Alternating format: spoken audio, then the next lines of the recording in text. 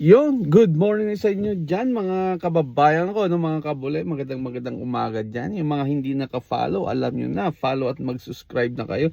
At like at share na rin. Boom! Anyway mga kababayan ko, no, si Abu Gago, mga kababayan ko, hugas kamay kagad. Kasi syempre, tutuusin mga kababayan ko, no, about dito sa Senate kahapon. Anong Lunes? Sabi na anong Monday? Syempre nagpalit ng liderado, bagong mayorya na presidente ng Senado, si Alan Peter Cayetano. Bago pala nangyari 'yon mga kababayan ko sila pala nagpakain, si Abu Gago, sila pala nagpapasok diyan sa mga NBI mga kababayan ko. Sila nagpatuloy kasi alam nila mangyayari na darating si Bato.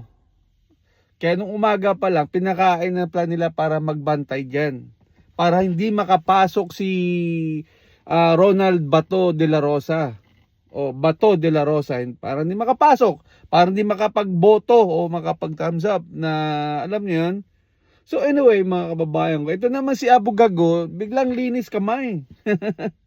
Naghugas kamay na hindi daw siya, na wala daw siyang parang ganun nangyayari.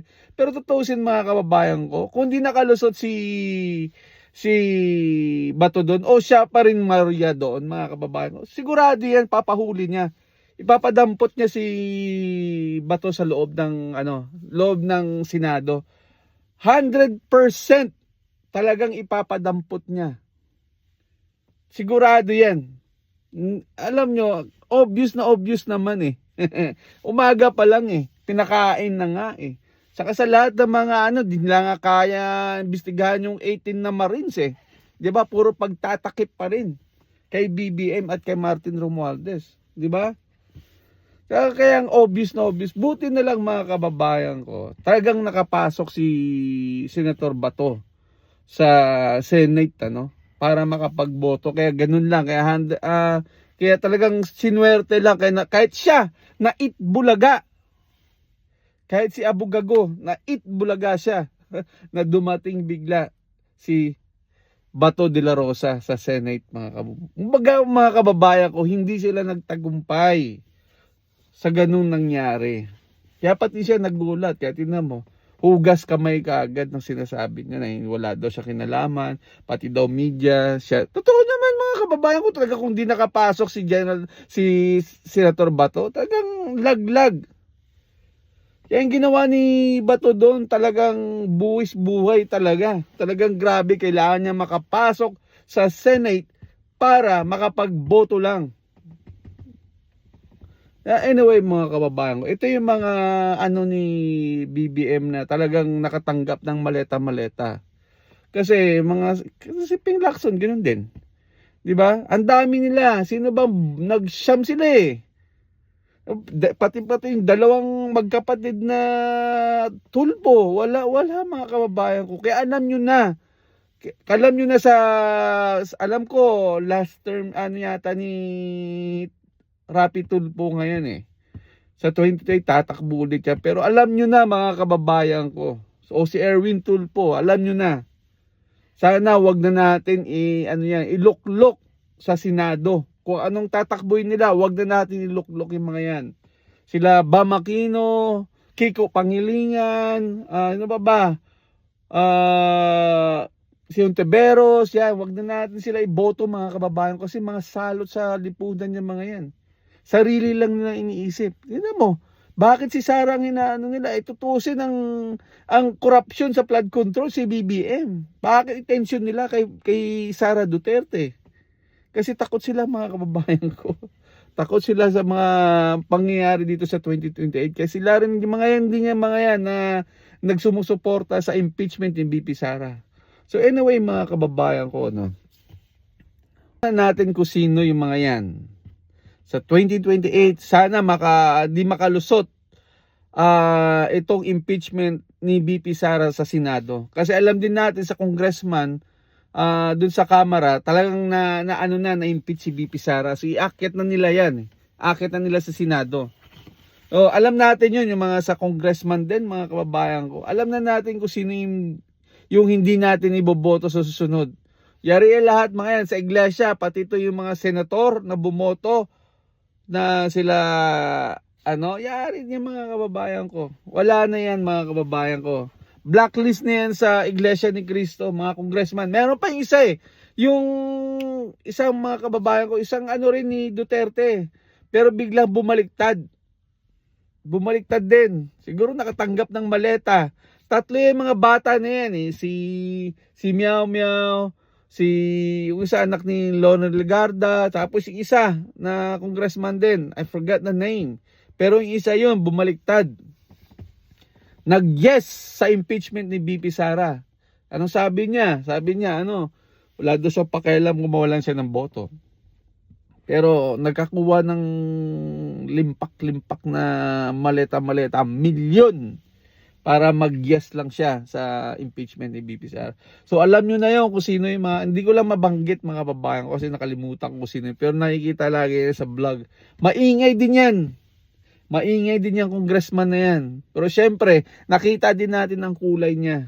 Alam niya, nakita din natin ang kulay niya na talagang hindi mo pwedeng pagkakatiwalaan din talaga. So, yun mga kabayan, balik tayo sa Senado, no? So, ito nga, si Abu Gago, talagang nag-ugas kamay na talagang wala daw sa kinalaman. Pero pinakain niya.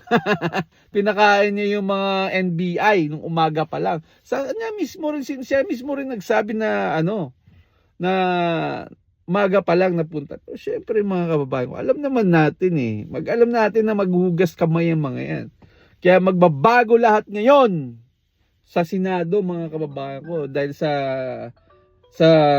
nangyari ngayon mga kababayan ko. Alam na natin yan. Alam na this mga kababayan ko. So abang-abangan lang natin sila, no? Abang-abangan natin sila kung anong mangyayari ngayon sa Senado. Kasi alam natin, inaantay na nila yung about sa impeachment ni BP Sara. Sana hindi makapasa mga kababayan ko. Sana para sa 2028 may managot dapat nila sagutin. Especially BBM, Martin Romualdez at mga congressman na to.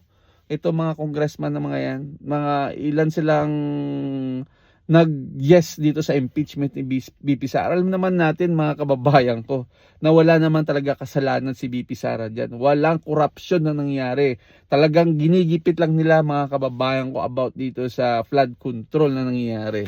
Kasi nakatanggap sila. Kasi yari sila sa 2028 mga kababayan ka. Ito ginagawa nila mga kababayan ko, no? Nagpumipirma sila.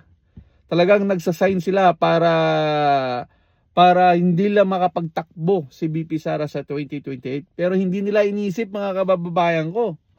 Isang salita lang ni BP Sara kung hindi mo siya makatakbo. Isang salita lang kung sino ang iboboto. Doon tayo mga kababayan ko. Kasi alam natin kung sila pa rin wala mangyayari. Ganito mangyayari ulit sa bansang Pilipinas. Corruption. Tuloy-tuloy ang corruption nila. Wala mangyayari. So ito yung ginawa nila kay BP Sara sa 2020. Mananagot sila mga kababayan ko. Mananagot sila. Especially, ito si Ridon. Sino ba? Marami pa dyan. Si Dilima. Balik kulungan ka ngayon. Dilima, kung sakali makakakuha ko po yung mga Duterte sa 2028. Balik kulungan ka. For sure, 100%. Sino ba? Trilling. Isa din to. Mga salot sa gobyerno, mga kababayan ko. Kaya isa din to si Trilling. Kaya mga kababayan ko, antay lang yan. Malapit na. 2 taon na lang yan. Isang kalahati na lang. I think 2028 na. Kaya konting tiis na lang mga kababayan ko. Mararating din natin ang 2028. Malapit na lang yun. Ilang tulog na lang yan mga kababayan ko. 200 plus na. Christmas na. So anyway mga kababayan ko, balik tayo sa Senado, no? Especially nung nangyari nung Monday. Nagkaroon ng rambulan dyan, naghahabulan about dito kay Bato. Good job Bato, nakalusot ka. Talagang hero ka talaga dyan. Kasi kung hindi, baka sila pa rin ang nakaupo dyan sa Senado. Di ba? Buti na lang, nakaabot ka. So mga kababayan ko, Kaya na umusga sa mga tao na yan. Mga at least si Bato nandyan na ngayon.